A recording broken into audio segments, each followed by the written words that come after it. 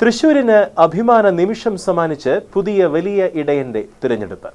Zero Malabar സഭയുടെ 4ാമത് major arch ബിഷപ്പായി റംസാനാബാദ് രൂപതാധ്യക്ഷനും മുൻ തൃശൂർ സഹായമെത്രാനുമായ മാർ റാഫേൽ തട്ടിൽ തിരഞ്ഞെടുക്കപ്പെട്ടു. നാളെ സ്ഥാനമേൽക്കും.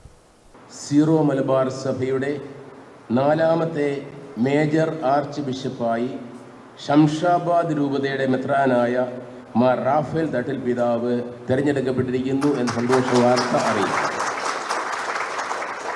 കാക്കനാട് മൗണ്ട് സെന്റ് തോമസിൽ തിങ്കളാഴ്ച മുതൽ നടന്നുവരുന്ന സിനഡ് സമ്മേളനത്തിലാണ് തെരഞ്ഞെടുപ്പുണ്ടായത്. റോമിൽ നിന്നും ഫ്രാൻസിസ് മാർപ്പാപ്പയുടെ അനുമതി ലഭിച്ചതോടെയാണ് പ്രഖ്യാപനമുണ്ടായത്.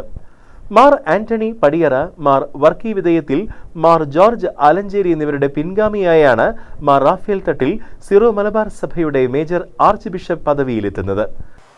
സിനഡ് എന്ന വാക്കിൻ്റെ അർത്ഥം വാക്കിംഗ് ടുഗദർ, വർക്കിംഗ് ടുഗദർ എന്നാണ്. സിനഡ് പിതാക്കന്മാരെ ഈ നിയോഗം എന്നെ ഏൽപ്പിക്കാൻ ആഗ്രഹിച്ചപ്പോൾ എനിക്ക് ഉറപ്പുണ്ട്, സിനഡ് പിതാക്കന്മാരെ ദൈവത്തിൻ്റെ നിയോഗം എന്നെ അറിയിക്കുകയാണ്.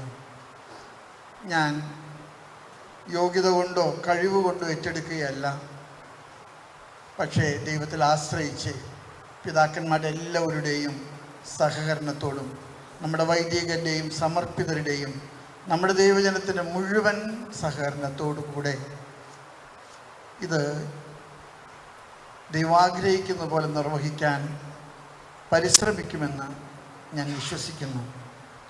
1956 തൃശൂരിൽ ജനിച്ച മാർ റാഫേൽ തട്ടിൽ 1980 പുരോഹിതനായി അഭിഷിക്തനായത്. 68-കാരനായ പുതിയ അജപാലന് വലിയൊരു ദൗത്യമാണ് ഇനി പൂർത്തിയാക്കാനുള്ളത്. ഏകീകൃത കുർബാനയടക്കമുള്ള വിഷയങ്ങളിൽ നിർണായക തീരുമാനങ്ങൾ കൈക്കൊള്ളേണ്ടി വരും. എല്ലാവരും ഒറ്റക്കെട്ടായി നീങ്ങണമെന്നാണ് നിയുക്ത ആർച്ച് ബിഷപ്പ് പ്രതികരിച്ചത്. കാക്കനാട് സെന്റ് തോമസ് മൗണ്ടിൽ നടന്ന പ്രഖ്യാപനത്തിന് ശേഷം അദ്ദേഹം സഭയുടെ ഐക്യത്തിനായി ആഹ്വാനം നൽകി.